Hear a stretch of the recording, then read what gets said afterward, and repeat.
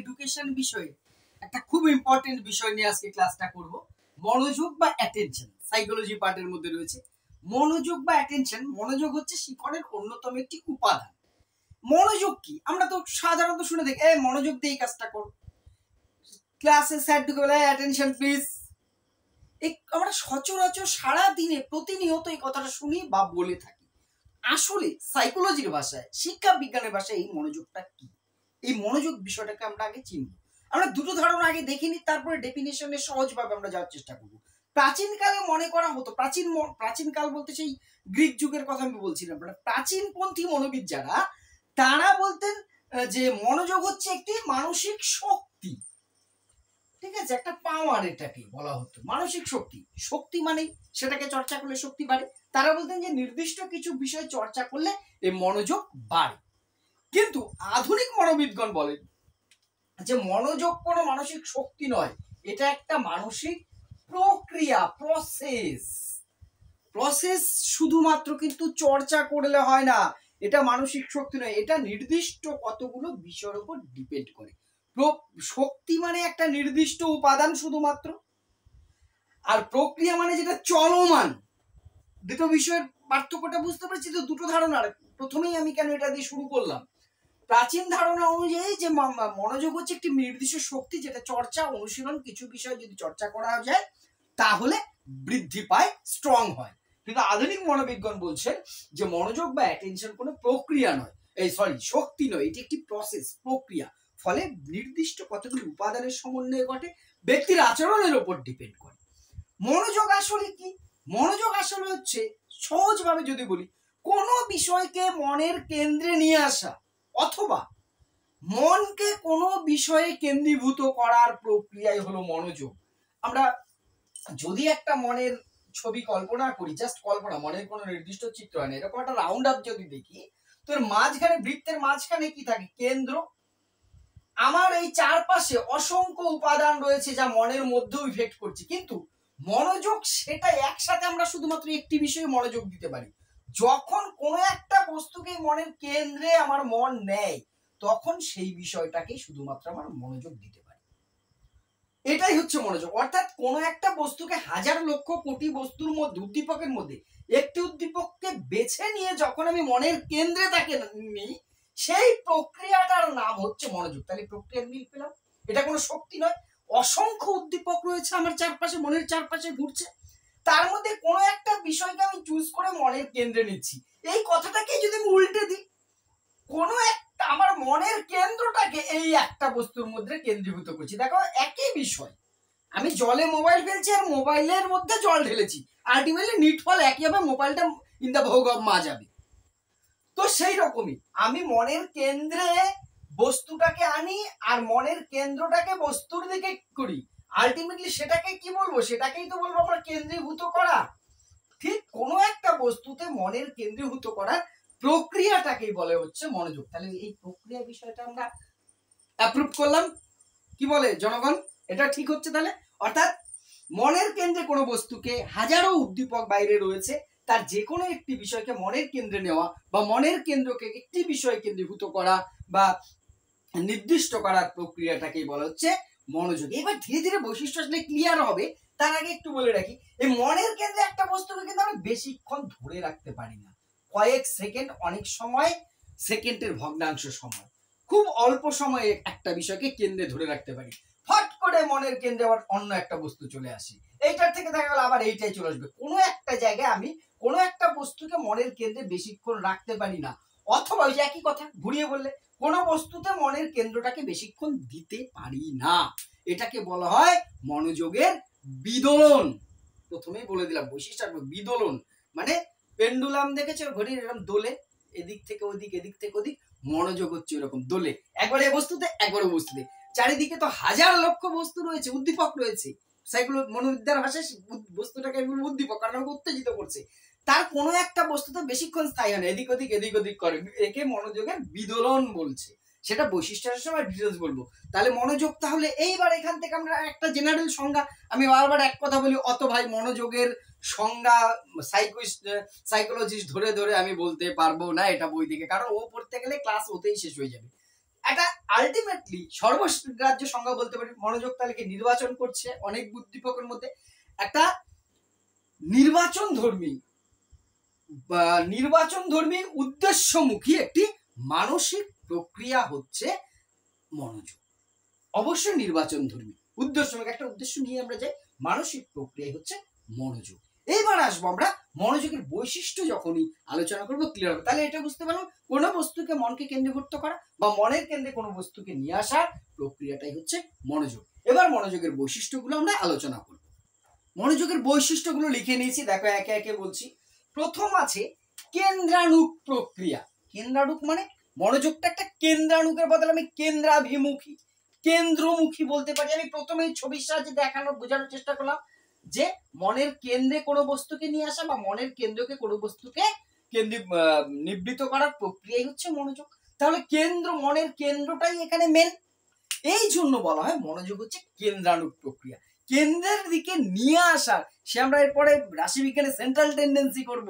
Central টেন্ডেন্সিতে এইরকম কেন্দ্রীয় প্রবণতার পরিমাপ, প্রতিটা বস্তুর কেন্দ্রের দিকে যাওয়ার একটি ঝোঁক বা প্রবণতা থাকে, তাকেই বলে সেই কেন্দ্রীয় প্রবণতা বা সেন্ট্রাল টেন্ডেন্সি। ঠিক সেরকম মনোযোগ হচ্ছে সেন্ট্রাল টেন্ডেন্সি, অর্থাৎ কেন্দ্রের দিকে যাওয়ার একটা প্রক্রিয়া, তাই বলা হয় এটা কেন্দ্রানুক প্রক্রিয়া। ক্ষণস্থায়ী মনোযোগ সেকেন্ডের ভগ্নাংশ অথবা কয়েক সেকেন্ডের বেশি কোনোভাবেই স্থায়ী হতে পারে না। এইবার তুমি বলতেই পারো স্যার আমি মনোযোগ সহকারে 2 ঘন্টা 3 ঘন্টা 4 ঘন্টা 5 ঘন্টা পড়ছি, আপনি বলছেন কয়েক সেকেন্ড থাকে। গভীর মনোযোগ একটা বস্তুকে একটানা কেন্দ্রে কয়েক সেকেন্ড ধরে রাখা যায়, আবার অন্য বস্তুতে যায়, আবার ফিরে আসে। তার প্রকৃষ্ট উদাহরণ এই ভিডিওটা এই পর্যন্ত দেখে পজ করে তুমি এখনই বাড়িতে তো নিশ্চয়ই অ্যানালগ ঘড়ি আছে, তোমার হাত ঘড়ি যদি থাকে কাঁটাওয়ালা ঘড়ি অথবা দেয়াল ঘড়ি, প্রত্যেকটা ঘড়িটা কানের কাছে ধরো বা দেয়াল ঘড়ির পাশে যে দাঁড়াও, ফ্যানটা একটু অফ করে সেকেন্ডের সাথে একটা আওয়াজ হয়তো তুমি কানের কাছে নিয়ে খুব গভীর মনোযোগ সহকারে শোনো, তুমি টানা 60 খানা পালস শুনতে পারবে না। হ্যাঁ পারবে না। এর জন্য পারবে না কেন বলছি, কিছুদিন তোমাকে গভীর অধ্যবসায় করতে হবে, বিবেকানন্দ হওয়ার চেষ্টা করতে হবে, তখন তুমি 1 ঘন্টাও পারবে হয়তো, কিন্তু সেটা সবাই পারে না। ফট করে শুনতে শুনতে মনে হবে একটা পালস হলো না তো, তাই মানে কি ঘড়ি মাঝখানে একটা ফলস মেরেছে? ফলস মারেনি। আমার ওই যে মনোযোগটা আমি অনেক কিন্তু চেষ্টা করেও ধরে রাখতে পারছি না, দেখো সব কাজ ফেলে দিয়েছি, এইভাবে ধরে আছি, তারপরে আমার মনোযোগ ফট করে কোথায় একটা টিকটিকি ডাকলো সেদিকে চলে গেছে 1 সেকেন্ডের জন্য, আমার জায়গায় ফিরে এসছে। অর্থাৎ এইটাই হচ্ছে ক্ষণস্থায়ী। তুমি কিন্তু 1 মিনিট ধরে রাখতে পারছো না একটা বিষয়ে মনোযোগকে। যত বেশি চর্চা বা চেষ্টা করবে ধীরে ধীরে ধীরে ধীরে বাড়বে। তার মানে এই নয় যে কোনো একটা বস্তুতে তুমি একটা জিনিস দেখছো, খুব গভীরভাবে খেলা দেখছো, মাঠে ফট করে তুমি কোনো একটা দর্শকের দিকে চোখ চলে গেছে, যাওয়াটাই স্বাভাবিক। মনের এটা তোমার দোষ না, এটা মনের দোষ, মনের বৈশিষ্ট্য, এটা মনেরও দোষ নয়, ওটা ওই বৈশিষ্ট্য। তাহলে মনোযোগ হচ্ছে ক্ষণস্থায়ী প্রক্রিয়া। এটাকেই আবার বলা হচ্ছে এক বস্তু থেকে আরেক বস্তুতে মনোযোগ, একটু ঘুরিয়ে বললে এই যে যাতায়াত করছে এটাকে বলছে মনোযোগের, একটু আগে বললাম বিদোলন। এই মনোযোগের বিদোলন মাপার একটা যন্ত্র আছে স্ট্যাচিস্টোস্কোপ, আসতে পারে শর্টে, আমি পরে যদি সম্ভব হয় বোর্ডে লিখছি, এখানে তো বোর্ডে এখন জায়গা নেই। স্ট্যাচিস্টোস্কোপ মনে থাকবে, স্ট্যাচিস্টোস্কোপ মনোযোগের বিদোলন মাপার যন্ত্র। তারপরে হচ্ছে উদ্দীপক নির্ভর। এই যে আমার মনের কেন্দ্রে কাকে এনেছি, উদ্দীপককে, আমার মনের কেন্দ্র কাকে দিয়েছি, উদ্দীপককে। উদ্দীপকই যদি না থাকে তো মনোযোগ ঘটবে কি করে? তো কাকে আমি আনবো মনের কেন্দ্রে? চারপাশে হাজারো লক্ষ উদ্দীপক আছে বলেই তো আমার মনোযোগ ঘটছে, কোনো না কোনো উদ্দীপক দেখে আমি মনোযোগী হচ্ছি। তাহলে মনোযোগ সর্বদা উদ্দীপক নির্ভর, নির্বাচন ধর্মী। আমার চারপাশে হাজার লক্ষ উদ্দীপক রয়েছে, কিন্তু মনের কেন্দ্রে আমি কটা বস্তুকে আনতে পারি? একটা বা দুটো। তাহলে কাকে আমি মনের কেন্দ্রে নেব সেটা আমি নির্বাচন করছি, আমার মন নির্বাচন করছে, সব বিষয় আমি একসাথে মনোযোগী দিচ্ছি না। এইটাকেই বলা হচ্ছে নির্বাচন ধর্মী। মনোযোগ কোথায় দেব সেটা আমি নির্বাচন করব, তাই এটাকে বলা হচ্ছে নির্বাচন ধর্মী। পরিবর্তনশীল। আমার ছোটবেলায় যে বিষয়ের প্রতি বেশি মনোযোগী ছিলাম এখন সেই বিষয়ে আছি নাকি? এখন যে বিষয়ে মনোযোগী আছি 10 মিনিট পরে অন্য বিষয়ে মনোযোগী হয়ে যেতে পারি, এটাই স্বাভাবিক। প্রান্সের ভিডিও দেখতে দেখতে তুমি ফট করে একটা এমন অন্য কোনো ভিডিও চলে আসলে ইম্পর্টেন্ট তুমি দেখতেই পারো। অর্থাৎ মনোযোগ হচ্ছে সর্বদা পরিবর্তনশীল। ব্যক্তিগত প্রক্রিয়া, আমি যে বিষয়ে মনোযোগী হবো তুমি সেই বিষয়ে মনোযোগী হবে, এর কি মানে আছে? তাই কখনো সম্ভব হয়? হয় না। এক একজন একই জায়গায় ধরো দাঁড়িয়ে আমরা একই রকম জিনিস দেখছি, কেউ এটা দেখছে মনোযোগী দিচ্ছে, কেউ অন্য একটা দিকে মনোযোগী হচ্ছে, এটাই নিয়ম। তাহলে মনোযোগ হচ্ছে ব্যক্তিগত প্রক্রিয়া, ধারাবাহিক, এটা তো কন্টিনিউস প্রসেস। মনোযোগ তেমন আজকে মনোযোগ দিয়েছি, 7 দিন রেস্ট নিয়ে আবার তারপরের দিন মনোযোগ দেবো, আমি না চাইলেও কোনো না কোনো বস্তু আমার মনের কেন্দ্রে আসবেই, কন্টিনিউয়াস চলতেই থাকবে। তাই বলা হচ্ছে ধারাবাহিক প্রক্রিয়া। উদ্দেশ্যমূলক, মনোযোগের একটা উদ্দেশ্য আছে, কোনো একটা বস্তুকে জানার আগ্রহ বা চেষ্টা বা প্রেরণা থেকেই আমার মনোযোগ সৃষ্টি হয়, তাই হচ্ছে মনোযোগ উদ্দেশ্যমূলক। তাহলে মনোযোগের বৈশিষ্ট্য ধারণা হলো। মনোযোগের বিদলন মাপার যন্ত্রের নাম কি? স্ট্যাচিস্টোস্কোপ, মাথায় রাখতে হবে এটা কিন্তু। এবারে মনোযোগের নির্ধারক আলোচনা করব। নির্ধারক মানে কি? যা আমার মনোযোগকে নির্ধারণ করে দেয়। আমি লিখে নিয়ে ডিটেলসে আসছি। এটা মনোযোগের নির্ধারক। নির্ধারক বলতে কি বোঝায়? আগেই বললাম, যে বস্তু বা যে বিষয়গুলো নির্ধারণ করে দেয় আমি কোন বিষয়ে মনোযোগী হব। একসাথে তো একটি বিষয়ে মনোযোগ দিতে পারি, সেই বিষয়টা নির্বাচন ধর্মীয়, আগেই বলেছি। আমি নির্বাচনটা কিসের ভিত্তিতে করি? যে বিষয়গুলো নির্ধারণ করে দেয় যে এই ব্যক্তি এই বিষয়ে মনোযোগ দেবে, তাদের বা তাকেই বলা হয় মনোযোগের নির্ধারক। মনোযোগের নির্ধারককে দুই ভাগে ভাগ করা যায়, বস্তুগত বা বাহ্যিক এবং ব্যক্তিগত বা আভ্যন্তরীণ বা অভ্যন্তরীণ। মানে এটা হচ্ছে, একটা হচ্ছে অবজেক্টিভ আর সাবজেক্টিভ। এবার বস্তুগত বা এক্সটার্নাল, বাইরের, অর্থাৎ যে বস্তুর প্রতি, উদ্দীপকের প্রতি আমি মনোযোগ দেব, তার কিছু গুণ আছে, সেই গুণের জন্য আমার ইচ্ছা না থাকলেও তার প্রতি মনোযোগ দিই। ব্যাপারটা বুঝতে পেরেছো? অর্থাৎ যে বস্তুর প্রতি আমি মনোযোগ দেব, আমার ইচ্ছা থাক না থাক, সেই বস্তুর কিছু গুণ বা বৈশিষ্ট্য আছে, যে কারণে আমি তার প্রতি মনোযোগ অটোমেটিক দিতে বাধ্য হই, সেইগুলোই হচ্ছে বস্তুর গুণ, তাই বস্তুগত। সেটা আমার বাইরে রয়েছে, বস্তুগুলো আমার ভেতরে নেই, তাই বলা হচ্ছে বাহ্যিক। তাহলে সেইগুলো কি কি? প্রথমত হচ্ছে তীব্রতা। যদি কোনো উদ্দীপক খুব তীব্র হয়, ধরো এই যে নর্মাল একটি লাইট জ্বলছে, আমি কথা বলছি, ফট করে একটা শার্স লাইট চোখের মধ্যে, হট করে যদি খুব আলো পড়ে, আমার কিন্তু কিসের আলো আসলে ওটা মনোযোগ চলে যাবে। বা তুমি একটা সাধারণ একটা কাজ করছো, ফট করে একটা পাশে একটা বোম পড়লো বা একটা লরির টায়ার ব্লাস্ট করলো, দম করে আওয়াজ, তোমার কিন্তু ওই দিকে মনোযোগ দেওয়ার কোনো ইচ্ছাই ছিল না, তবু মনোযোগ চলে যাবে। ক্লাসে স্যার পড়াচ্ছেন এরকম ভয়, কিন্তু বাইরে একটা ওরকম পটকা বা কিছু একটা ফাটলো, দম করে আওয়াজ হলো, সব ছেলেরা জানলা দিয়ে তাকাচ্ছে, তাহলে তাদের মনোযোগ চলে গেল। কেন? সেই আওয়াজ যে তীব্রতা অত বেশি, সেই আলোর তীব্রতা এতটা বেশি। অর্থাৎ কোন উদ্দীপক যদি খুব বেশি তীব্র হয়, তার দিকে আমার মনোযোগ যাবে। মিলছে কথাগুলো? বাস্তবে ঘটে নিশ্চয়ই। নেক্সট হচ্ছে পুনরাবৃত্তি, রিপিটেশন। যদি কোনো উদ্দীপক বারবার পুনরাবৃত্তি হয়, উদ্দীপকের পুনরাবৃত্তি যদি ঘটে, কিরকম? একবার একটা ক্রিং ক্রিং আমার গেটের সামনে আওয়াজ হলো, কোনো চাপ নেই, বাইক এসে হর্ন মারলো, রাস্তা দিয়ে তো কত বাইকে যাচ্ছি, কিন্তু হর্নটা যদি tick tick tick tick tick tick অনেকবার হয়, তখন আমি একবার হলেও কিন্তু কেউ কি হলো, তাহলে সারাদিন আমার বাড়ির রাস্তা দিয়ে বাইক যাচ্ছে, আমি দেখতে যাচ্ছি না, হর্ন মারছে দেখতে যাচ্ছি না, এখন কেন গেলাম? কারণ এটা রিপিট হচ্ছে। বারবার যদি একই জিনিস হয়, তোমার বাড়ির সামনে দিয়ে একটি মানুষ হেঁটে যাচ্ছে, কোনো ব্যাপার না, বারবার যাচ্ছে আর আসছে, তোমার কিন্তু তখন এটা সন্দেহজনক ভাবে তোমার তার প্রতি মনোযোগ দিবে, এরকম বারবার কেন যাচ্ছে আসছে রে। অর্থাৎ কোনো উদ্দীপক যদি রিপিটেশন হয়, পুনরাবৃত্তি হয়, তার দিকে আমার মনোযোগ যায়। আকৃতি, উদ্দীপক বা বস্তুর আকৃতি মনোযোগের একটি অন্যতম নির্ধারক। কোন বস্তু বা উদ্দীপকের আকৃতি যদি স্বাভাবিকের তুলনায় খুব বড় অথবা খুব ছোট, দুটোর যে কোনো একটি হয়, তাহলে তার প্রতি মনোযোগ যাবে। এই পুজোর ভিড়ে যদি কলকাতায় ঠাকুর দেখতে যেয়ে থাকে, এখন অবশ্যই এগুলো কমে গেছে, আগে যখন যেতাম দেখতাম ওই রণ পাপড়ে, মানে কাঠের পাপড়ে বিরাট লম্বা হয়ে যায়, ওই ভিড়ের মধ্যে হেঁটে চলেছে, পেছনে সেনকো গোল্ড, পিসি চন্দ্র জুয়েলার্স এর অ্যাডভার্টাইজ, এত % ডিসকাউন্ট, অর্থাৎ বিজ্ঞাপনের একটা ধরন। কারণ ওই ভিড়ের মধ্যে একটা 4টে মানুষের সময় লম্বা একটা মানুষ যখন হেঁটে যাচ্ছে, সবার মনোযোগ ওদিকে যাচ্ছে, অ্যাডভার্টাইজমেন্টে দেখা হয়ে যাচ্ছে। ব্যাপারটা বুঝতে পেরেছো? কারণ তারা এই উদ্দীপকের এই গুণটাকে কাজে লাগিয়েছে। অতিরিক্ত বড় যদি হয় কোনো বিষয়, তাহলে সেদিকে কিন্তু মনোযোগ যাবে। শুধু এটা ব্যক্তি নয়, অন্য যে কোনো কিছু ক্ষেত্রে, সাধারণ সাইকেল রাস্তা দিয়ে চালিয়ে কেউ একটা দেখলো ছোট্ট পুচকে সাইকেল চালিয়ে রাস্তা দিয়ে বড় মানুষ যাচ্ছে, তো তার দিকে রে কি রে বাবা, এটা আবার কেমন সাইকেল রে, তাহলে কারণ ওটা স্বাভাবিকের থেকে খুব ছোট। অর্থাৎ আকৃতি, উদ্দীপকের আকৃতি ছোট বা বড় যদি স্বাভাবিকের থেকে হয়, তার দিকে আমাদের মনোযোগ যায়। অভিনবত্ব, ইউনিক যদি হয়, কোনো একটি উদ্দীপক যদি নতুন হয়, তার দিকে মনোযোগ যাবে কি যাবে না। এখন যদি তুমি দেখো, তোমার পাড়ার একটি ছেলে হঠাৎ করে মেয়েদের পোশাক পরে ড্যাং ড্যাং করে হেঁটে যাচ্ছে, তো তাকাবে রে কি হলো রে তোর আবার বাবা। যদিও এখন এই ফেসবুকের দৌলতে অনেক ছেলেরাই দেখি মেয়ে এসে যে ভিডিও করে, সেটা আলাদা টপিক, তবুও কারণ পোশাকটাও অচেনা নয় আমার, ছেলেটাও অচেনা নয় বা অচেনা হলেও তার কারণ তার স্টাইলটা অভিনব লাগছে। কেউ দেখা গেলে এইটুকু সরু চুল রেখে বাকিটা নেড়া করে হেঁটে যাচ্ছে, ওরে বাবা এ আবার কে রে। আমার কিন্তু সে লোকটাকে দেখার চেনার কোনো ইচ্ছে ছিল না, তবু আমি তাকাচ্ছি, কারণ হচ্ছে তার তোমার যে অতিরিক্ত অভিনবত্ব বলে। তারপর হচ্ছে গোপনীয়তা, কোনো উদ্দীপক যদি আমার কাছে গোপন থাকে তার প্রতি মনোযোগ যাবে, এটা তো স্বাভাবিক। তোমার পাশে তোমার বন্ধু যদি কানে কানে কিছু বলে, তোমার কিন্তু তখন পড়ালেখা যা সব বাদ দিয়ে ওইদিকে থাকবে।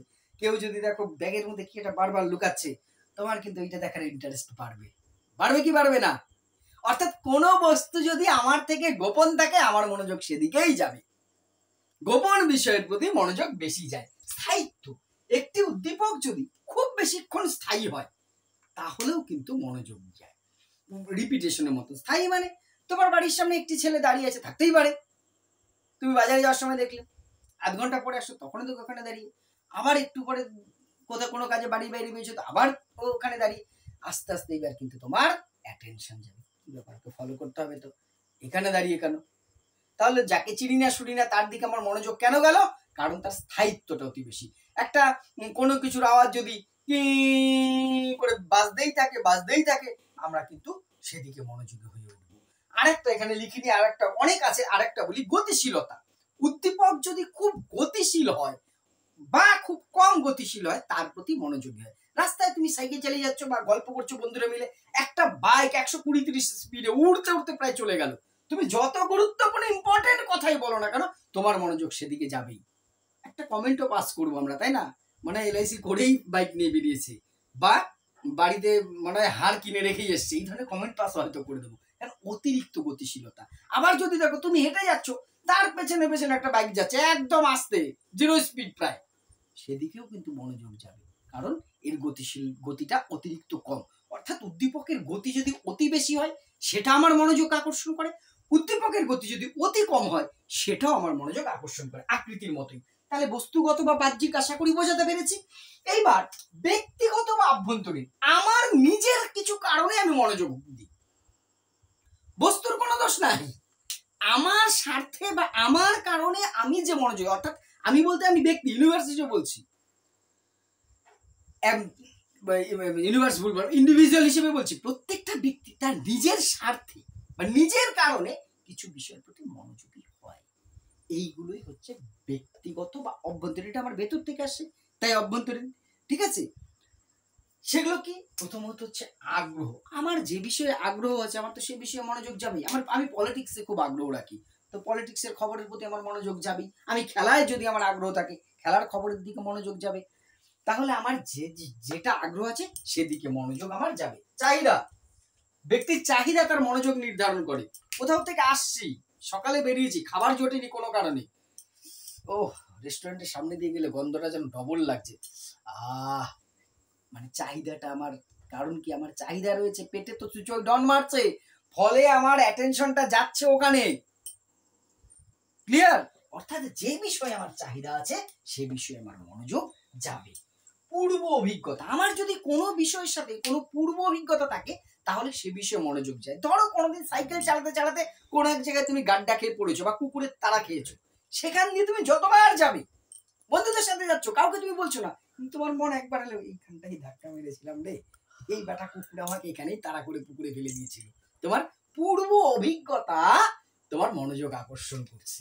আবেগ, আমাদের কিছু কিছু বিষয় ইমোশন থাকে, আবেগ থাকে, সেই আবেগের বিষয়ের প্রতি কোন একটা ক্লাব, কারো মোহনবাগানের একটা আবেগ, ইস্ট বেঙ্গল আবেগ, ইস্ট বেঙ্গলের খবর শুনলেই কেকেআর আবেগ, মুম্বাই ইন্ডিয়ান আবেগ, চেন্নাই সুপার কিং আবেগ, সেই বিষয়ের কোনো খবর কোনো নিউজ শুনলেই তার প্রতি মনোযোগ চলে যায়, এটাই হচ্ছে আবেগ। তারপর হচ্ছে অভ্যাস, আমাদের কিছু অভ্যাস আছে, অভ্যাসের দিকে আমাদের মনে, ধরো সকালে উঠে চা খাওয়ার অভ্যেস, সকালে উঠে আগে দেখছি চা বসিয়েছে, তো আমি যেটা করে থাকি অন্তত চা বসিয়েছে, চায়ের কি খবর, কারো ওরে বেড়াতে গেল চা করছে তো, অর্থাৎ আমার মনোযোগ চলে যাচ্ছে আমার অভ্যেসের কারণে। তারপর হচ্ছে সেন্টিমেন্ট, সেন্টিমেন্টের বাংলা খুঁজে পাওয়া খুব কষ্ট, মনোপ্রকৃতি বলা হয়। আমাদের কিছু কিছু বিষয়ে একটা সেন্টিমেন্ট থাকে কিছু কিছু বিষয়ের প্রতি, সেই বিষয়ে আমাদের মনোযোগ কিন্তু যাবে। সেটা সেন্সিটিভ বিষয় হতে পারে, যে কোনো বিষয়, যে বিষয়ের সাথে আমার মনোভাব বা আমার সেন্টিমেন্ট জড়িত, সেটা ভালোবাসার ব্যক্তি হতে পারে, ঘৃণার ব্যক্তি হতে পারে, ঘৃণার বস্তু হতে পারে, খারাপ লাগা বস্তু হতে পারে, সেই বিষয়টা দেখলেই কিন্তু আমার মনোযোগ যাবে। এই হলো মনোযোগের ব্যক্তিগত বা আভ্যন্তরীণ মনোযোগ। এইবারে আমরা ধীরে ধীরে মনোযোগের অন্যান্য দিকগুলো আলোচনায় আসবো। এবার মনোযোগের শ্রেণী বিভাগ। মনোযোগকে বিভিন্ন মনোবিদ বা বিভিন্ন শিক্ষা বিজ্ঞানে নানাভাবে ভাগ করা হয়েছে। তো মনোবিদ রস যে শ্রেণী বিভাগটা করেছে সেটাকে স্ট্যান্ডার্ড ধরা হয়। রসের শ্রেণী বিভাগ দেখে আমরা অন্যান্য শ্রেণী বিভাগগুলো দেখবো। মনোবিদ রস মনোযোগের প্রধান দুটো ভাগে ভাগ করেছে মনোযোগ। একটা হচ্ছে ইচ্ছা নিরপেক্ষ, ইচ্ছা প্রণোদিত। ইচ্ছা নিরপেক্ষ মনোযোগ কাকে বলে? যে মনোযোগে ব্যক্তির ইচ্ছা কোনো কাজ প্রয়োজন হয়, এমনি এমনি মনোযোগ আমার ইচ্ছার উপর নির্ভর করেছে না, সেটা হচ্ছে ইচ্ছা নিরপেক্ষ। আর যে মনোযোগটা ব্যক্তির ইচ্ছার কারণে আমার চাহিদার জন্য আমি মনোযোগ দিই, সেইটা হচ্ছে ইচ্ছা প্রণোদিত। এই ইচ্ছা নিরপেক্ষ মনোযোগের দুটো ভাগ, প্রবৃত্তিযুক্ত আর স্বতঃস্ফূর্ত। প্রবৃত্তিযুক্ত মানে প্রত্যেকটা মানুষের কিছু প্রবৃত্তি থাকে জন্মগতভাবে, তাই তো? কিছু প্রবৃত্তি থাকে, সে প্রবৃত্তির কারণে কিছু মনোযোগ দিই। কারণ হচ্ছে পরিচ্ছন্ন, পরিষ্কার পরিচ্ছন্ন থাকার প্রবৃত্তি আছে, সে কারো বাড়িতে গেলে নাকি একটু অগোছালো দেখলে, খুঁতখুঁতানি দেখলে তার সেইটা মাথায় ধরবে, মনোযোগ চলে যাবে। এটা হচ্ছে প্রবৃত্তিযুক্ত মনোযোগ। আর স্বতঃস্ফূর্ত মনোযোগ, যেটা আপনি আসে বলছেন স্বাভাবিকভাবে কোনো বিষয়ে আমার মনোযোগ চলে আসছে হঠাৎ করে, সেটা হচ্ছে স্বতঃস্ফূর্ত। এবার ইচ্ছা প্রণোদিত, যেটা ব্যক্তির ইচ্ছার উপর নির্ভর করছে, আমি ইচ্ছা করে যে বিষয়ে মনোযোগ দিই। তার দুটো ভাগ, গুপ্ত মনোযোগ, ব্যক্ত মনোযোগ। গুপ্ত মনোযোগ বলে কোনো একটা নির্দিষ্ট বিষয়ে আমি যখন একবার মনোযোগ দেওয়ার চেষ্টা করলে তার মধ্যে আমার মনোযোগ স্থায়ী হয়ে যায়। তাহলে আমি চাইছি আমার এসএলএসটিটা ক্র্যাক করতে হবে, অর্থাৎ আমাকে পড়াশোনা করতে হবে সিরিয়াসলি, তো আমার পড়াশোনার প্রতি মনোযোগ বেড়ে গেল, সেটা হচ্ছে গুপ্ত মনোযোগ। আর ব্যক্ত মনোযোগ হচ্ছে যেটার প্রতি আমি মনোযোগ দেওয়ার চেষ্টা করছি কিন্তু কিছুতেই মনোযোগ লাগছে না, অনেকবার চেষ্টা করার পর তারপরে আমার মনোযোগ সেটার প্রতি দিতে পারছি, সেইটাকে বলছে ব্যক্ত মনোযোগ। গুপ্ত মনোযোগ আর হচ্ছে ব্যক্ত মনোযোগ। এছাড়াও মনোযোগের আরো কিছু শ্রেণী বিভাগ আধুনিক কালে মনোবিদরা করেছে, সেগুলো আমরা এবারে আসছি। বিভিন্ন মনোবিদ বিভিন্ন ভাবে ভাগ করেছে, আমরা রসের শ্রেণী বিভাগটা বেশি গুরুত্ব দেব। এবার দেখো আর একটা মত আছে ইন্দ্রিয়গ্রাহ্য মনোযোগ আর বুদ্ধিগ্রাহ্য মনোযোগ। ইন্দ্রিয়গ্রাহ্য মনোযোগকে এগুলো বলার একটাই কারণ, বিভিন্ন ভাবে এখান থেকে এমসিকিউ দিয়ে দিতে পারে, যে যে মনোযোগগুলো আমরা ইন্দ্রিয়ের দ্বারা প্রত্যক্ষ বা পরোক্ষভাবে কোনো উদ্দীপক সম্পর্কে মানে উত্তেজিত হওয়ার ফলে আমরা মনোযোগ দিই, চাই না চাই আমার ইন্দ্রিয়ের সামনে চলে আসলো, ফট করে একটা আওয়াজ হলো, আমি চাইনি কিন্তু আমার মনোযোগ চলে যাবে, ইন্দ্রিয় গ্রাহ্য মনোযোগ। আর বুদ্ধি গ্রাহ্য মনোযোগ কোনটি? যেটা আমি চিন্তা ভাবনা করছি, আমার চিন্তা ভাবনার বিষয়ে আমি যখন মনোযোগ দিচ্ছি, বুদ্ধিকে কাজে লাগিয়ে, ইন্দ্রিয়কে কাজে লাগিয়ে ইন্দ্রিয় গ্রাহ্য, আর বুদ্ধিকে কাজে লাগিয়ে বুদ্ধি গ্রাহ্য। তারপরে একটা হচ্ছে একান্ত মনোযোগ আর বিতরিত, ডিস্ট্রিবিউটেড, বিতাড়িত নয় কিন্তু। একান্ত মনোযোগ মানে যখন নির্দিষ্ট শুধুমাত্র একটি বস্তুতেই মনোযোগ দিই গভীরভাবে, সেটাকে বলা হচ্ছে একান্ত মনোযোগ। আর বিতরিত মনোযোগ হচ্ছে একসাথে একাধিক বস্তুতে মনোযোগ দেওয়ার চেষ্টা করি, তার ফলে কি হয়, কোনো বস্তুতে আমরা গভীর মনোযোগ দিতে পারি না, সেটাকে বলা হচ্ছে বিতরিত মনোযোগ। আর একটা শ্রেণী বিভাগ কেন্দ্রীয় মনোযোগ, প্রান্তীয় মনোযোগ। যখন একেবারে কেন্দ্রীয় ভাবে অনেকটাই যে একান্ত মনোযোগের মতোই একটি বিষয়ের প্রতি আমি শুধুমাত্র গভীরভাবে মনোযোগ দিই, কেন্দ্রীয় মনোযোগ। আর ছড়িয়ে ছিটিয়ে যখন মনোযোগটাকে দিচ্ছি, সেটাকে বলা হচ্ছে তোমার যে প্রান্তীয় মনোযোগ, ঠিক আছে? এছাড়া আধুনিক মনোবিদগণ মনোযোগের আরো তিনটি ভাগের কথা বলেছে, এবার সেটা লিখে নিয়ে বলছে। তিন ভাগে ভাগ করেছে আধুনিক মনোবিদগণ, নির্বাচনী মনোযোগ, টেকসই মনোযোগ আর বিভক্ত মনোযোগ।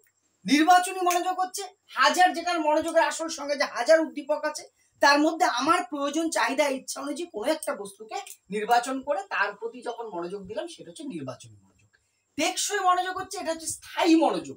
যখন কোনো বিষয় বা কোনো উদ্দীপকের প্রতি একবার ব্যক্তি মনোযোগ দেয়, সেটি যদি দীর্ঘস্থায়ী হয়, তাকে বলা যায় টেকসই মনোযোগ। আর বিভক্ত মনোযোগ হচ্ছে সেই বিতরিত মনোযোগের মতোই, যখন মনোযোগটা একসাথে অনেকগুলো বিষয়ে মনোযোগ দিই, যার ফলে মনোযোগটা ছড়িয়ে ছিটিয়ে থাকে, তাকে বলা হচ্ছে বিভক্ত মনোযোগ। এটা আধুনিক তিনটা ভাগের কথা বলা হয়েছে। এবার আমরা আলোচনা করব কিভাবে মনোযোগ আকর্ষণ করব শিক্ষার্থীদের আমরা, সেটা। তাহলে শিক্ষার্থীদের আমি মনোযোগ কি করে আকর্ষণ করব, বিভিন্নভাবে আসতে পারে। নিচের কোনটি শিক্ষার্থীদের মনোযোগ আকর্ষণের কৌশল? তার প্রথম হচ্ছে পরিবেশ। আমি যদি বিদ্যালয়ের পরিবেশটা সঠিকভাবে করতে পারি, শ্রেণীকক্ষের পরিবেশটা যদি শিক্ষার্থীদের মানে আনন্দদায়ক হয়, তারা যদি উৎসাহী হয়, তাহলে তার মনোযোগ বাড়বে। আর শ্রেণীকক্ষে ঢুকেই যদি ওর মাথাটা বিগড়ে যায়, পরিবেশটা যদি আনহেলদি হয় মানে মানসিক দিক থেকে, তাহলে কিন্তু সেই পরিবেশে মনোযোগ আকর্ষণ হবে না। স্যাঁতস্যাঁতে একটা শ্রেণীর কক্ষ, সেখানে বসার ব্যবস্থা ঠিকঠাক নেই, স্কুলের পরিবেশটা নোংরা, খেলার মাঠ নেই, তো ছেলে মেয়েদের আকর্ষণ বাড়বে কি করে? স্বাভাবিক। বৈচিত্র্যপূর্ণ পাঠ, একঘেয়েমি পাঠদান না করে যদি পাঠদানের মধ্যে বৈচিত্র্য আনা হয়, রোজ একই জিনিস না পড়ে, চলো আজকে তোমাদের সাথে খেলবো, আজকে পড়ে ছবি আঁকো তোমরা যে যেমন পারো, অন্তাক্ষরী খেলছি, বিভিন্ন রকম, তার মধ্যে ছোট ছোট বিষয় শেখাবো ছেলেদের। বিভিন্নভাবে যদি বৈচিত্র্যপূর্ণ করা যায়, তাহলে মনোযোগ বাড়বে ক্লাসে। দৃষ্টি শ্রুতি নির্ভর পদ্ধতি, শুধুমাত্র লেকচার মেথড যেটা আমরা দিয়ে থাকি, বক্তৃতা পদ্ধতি না দিয়ে অডিও ভিজুয়াল বিভিন্ন এইডস বা শিক্ষণ প্রদীপন বা শিক্ষণ উপকরণ যদি টিএলএম ব্যবহার করা যায়, টিচিং লার্নিং মেটেরিয়াল, তাহলে কি হবে? তোমার যে আকর্ষণ বাড়বে, মনোযোগ বাড়বে। জীবন কেন্দ্রিক শিক্ষা, শিক্ষা এমন ভাবে দিতে হবে যাতে জীবনের প্রতিচ্ছবি ফুটে ওঠে। তাত্ত্বিক বিষয়, সাইন্স থিটা কস থিটা, আমি বারবার বলি, যারা সায়েন্স নিয়ে খুব ভালো পড়াশোনা করে ম্যাথ, তারা শিখুক। যদিও এটা আমি ক্লাসে চেঞ্জ করতে পারবো না, পাঠ্যক্রমের ক্ষেত্রে বলছি, এমন বিষয় রাখতে হবে যা শিক্ষার্থী ক্লাসে শিখবে নিজের প্র্যাকটিক্যালের সাথে তুলনা করবে, তাহলে সেটা বেশি এনজয় করবে। উদ্দেশ্য সম্পর্কে ধারণা, আমি কেন শিখছি সেটা বেশিরভাগ ক্ষেত্রে জানি না আমরা, সেটা ছেলে মেয়েদের জানাতে হবে। এইটা এই জন্য শিখছি, এটার ফলে আমাদের এই উপকার হবে, সেটা যদি তারা জানে, তাহলে কিন্তু শিক্ষার প্রতি তাদের আগ্রহ বাড়বে। তারপরে হচ্ছে বাস্তব পাঠ, বাস্তব বিষয়গুলো তাদের যদি তুলে ধরা হয় পাঠ্যক্রমে, বা বাস্তবের সমস্যাগুলো যদি ক্লাসরুমে সমাধান করে দেওয়া হয়, তাহলে কিন্তু মনোযোগ আকর্ষণ হবে। এই হলো মনোযোগ আকর্ষণ করার উপায়। আর দুটো জিনিস আমরা এই ক্লাসে শিখবো। এবার শিখবো আমরা শিক্ষণের ক্ষেত্রে মনোযোগের গুরুত্ব। তাহলে শিক্ষাক্ষেত্রে বা শিক্ষণের ক্ষেত্রে মনোযোগের কি গুরুত্ব, এটা তো শিক্ষণের উপাদান হিসেবে পড়ছি আমরা। প্রথমত হচ্ছে স্পষ্টতা বৃদ্ধি করা। আমি যদি কোনো বিষয়ে মনোযোগী হই, একজন শিক্ষার্থী যদি মনোযোগী হয়, তাহলে সেই বিষয়টা তার কাছে স্পষ্ট হবে। তুমি ক্লাসে পড়াচ্ছ আর ছাত্রটি বাইরে পাখি উড়ে উড়ে যাচ্ছে সেটা দেখে যাচ্ছে, গাছের পাতা গুনে যাচ্ছে, আকাশের সূর্য উঠছে কিভাবে সেটা দেখে যাচ্ছে, তাহলে তোমার বিষয়ের সাথে তার কোনোদিন স্পষ্ট হবে না, তুমি যত ভালোই পড়াও না কেন। তাহলে মনোযোগ থাকলেই বিষয়টা স্পষ্ট হবে। পারদর্শিতা বৃদ্ধি করে, অ্যাচিভমেন্ট, আমার যে ভালো রেজাল্ট বা অন্য যে কোনো উন্নতিটাই হচ্ছে অ্যাচিভমেন্ট, পারদর্শিতা যে কোনো বিষয়। পারদর্শিতা বৃদ্ধি করতে গেলে আমার মনোযোগ লাগবে। আমরা যদি মনোযোগী না থাকি, তাহলে আমার পারদর্শিতা বাড়বে কি করে? দীর্ঘস্থায়ী করে। মনোযোগ দিয়ে যদি একটা বিষয় একবার আমি পড়তে পারি, তাহলে সেটা কিন্তু স্থায়ী হয়। তুমি দেখবে সাধারণভাবে পড়েই যাচ্ছ, তোমার মাথায় কাজ করছে কালকে খেলার এই রেজাল্ট আছে, তাহলে কিন্তু তুমি এই কান দিয়ে শুনছো বা নিজে পড়ছো, ওদিক দিয়ে দোকান দিয়ে বের করে দিচ্ছ। আবার মনোযোগ দিয়ে যদি পড়ো, দেখবে একবারে অনেকটা মনে থাকে, অর্থাৎ শিক্ষণটা স্থায়ী হয়। তাহলে শিক্ষণ স্থায়ী করছে মনোযোগ, আগ্রহ বৃদ্ধি করে। কোনো বিষয়ে যখনই আমার অ্যাটেনশন বা মনোযোগ বাড়বে, সেই বিষয়ে আমার ইন্টারেস্ট বাড়বে। এই জন্য তো ম্যাকডুগাল বলছে আগ্রহ হলো সুপ্ত মনোযোগ, আর মনোযোগ হলো ক্রিয়াশীল আগ্রহ, একে অন্যের পরিপূরক, সেটাকে বলেছে। তাহলে আগ্রহ বৃদ্ধি করছে, মনোযোগ বাড়লে আগ্রহ বাড়বে। পারদর্শিতা বৃদ্ধি একবার বলেছে, আমি ভুল করে দুবার লিখে ফেলেছি। সৃজনশীলতার বিকাশ, আমাদের শিক্ষার্থীদের মধ্যে বহু ক্রিয়েটিভিটি, সৃজনশীল গুণ লুকিয়ে থাকে, সুপ্ত অবস্থায় থাকে। সেই সৃজনশীলতা বৃদ্ধি করতে সাহায্য করে কিন্তু এই তোমার যে মনোযোগ বা অ্যাটেনশন। যদি আমার মনোযোগ থাকে, তবে আমি যদি ছবি আঁকার গুণ আমার মধ্যে থাকে, সেটা মনোযোগ দিয়ে করলে তবেই তো আঁকতে পারবো। গান করব, সেটার মধ্যে মনোযোগী হলে তবেই তো গানটা ভালো করে করবো। এই ধরনের যে কোনো বিষয়, জ্ঞানের বিকাশ, শিক্ষার একটা অন্যতম উদ্দেশ্য তো জ্ঞান বৃদ্ধি করা। তাহলে মনোযোগ দিয়ে যদি আমি পড়ি, তবেই তো জ্ঞান বৃদ্ধি হবে। প্রেষণা বৃদ্ধি করে, যদি কোনো বিষয়ের প্রতি আমার মনোযোগ একবার তৈরি হয়ে যায়, তাহলে আমার কি হয়, সেই বিষয়ে মোটিভেশন বা প্রেষণাও কিন্তু বাড়ে। এইবার আমরা দেখব মনোযোগের বিকর্ষক। আমরা তো মনোযোগ বাড়ানোর কৌশল আগে দেখলাম, কি কারণে মনোযোগ কমে যায়, এবার সেইটা আলোচনা করব। এবার কি কি কারণে মনোযোগ কমে যায়, বিকর্ষক, এটাও কিন্তু খুব ইম্পর্টেন্ট। মনোযোগ কমার প্রধান কারণ, অনেক কারণ আছে, কয়েকটা আমি বলছি।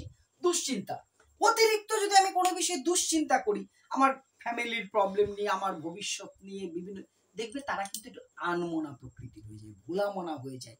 অতিরিক্ত দুশ্চিন্তা, আমাদের মেন্টাল হাইজিন পড়ানোর সময় বলবো যে কি কি সমস্যা তৈরি করে দিতে পারে। অতিরিক্ত দুশ্চিন্তা আমার মনোযোগটা কিন্তু কমিয়ে দেয়, অর্থাৎ এইটা একটা ব্যাপার। অহেতুক ভয়, অনেক সময় অকারণ ভয়, আমার দ্বারা হবে না, আমার মনে হয় এই সমস্যা থেকে উদ্ধার হবে না, আমার চাকরি হবে না, আমার এই হবে না, এই যে অহেতুক ইনসিকিউরিটি ফিল করা, এই অহেতুক ভয় কি করে আমার মনোযোগ কমিয়ে দেয়।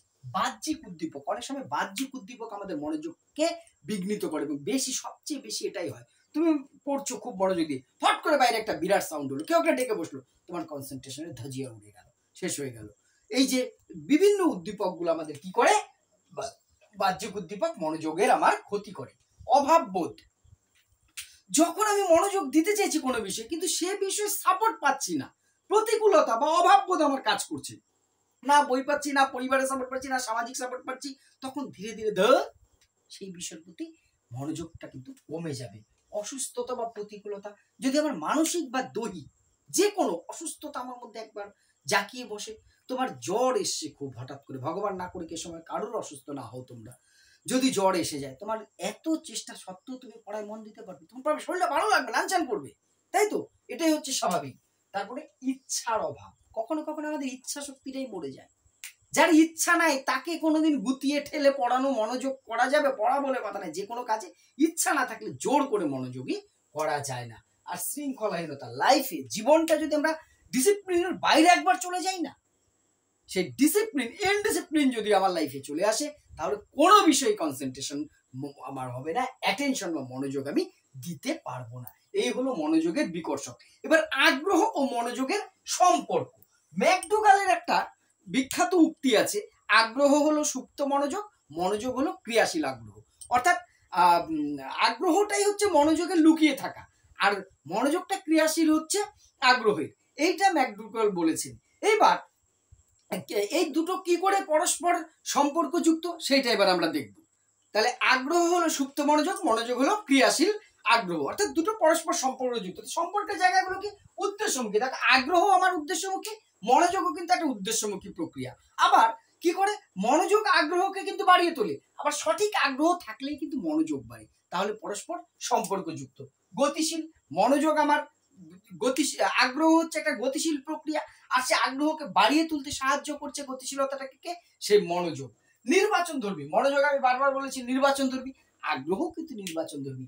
হাজারো বস্তুর প্রতি আমার আগ্রহ হয় না, যে কোনো একটি দুটি বিষয়ের প্রতি আগ্রহ হয়, মনোযোগও তাই, এই ক্ষেত্রেও পরস্পর সম্পর্কযুক্ত।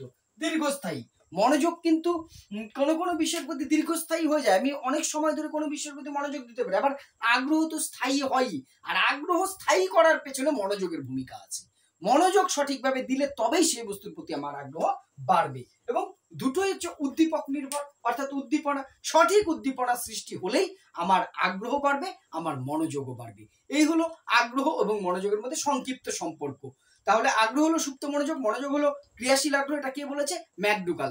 ইন্টারেস্ট বা অনুরাগ, এই অ্যাটেনশন বা মনোযোগ আজকের ভিডিওতে বিস্তারিত আলোচনা করলাম। নেক্সট আমরা সাইকোলজির অন্য ক্লাস নিয়ে থাকবো এবং এডুকেশনের এসএলএসটি সিলেবাসের সমস্ত ক্লাস এই চ্যানেলে পাবে। ভিডিওটির চ্যানেলটি ভালো লাগলে শেয়ার করে অন্তত পাশে থেকো। ধন্যবাদ।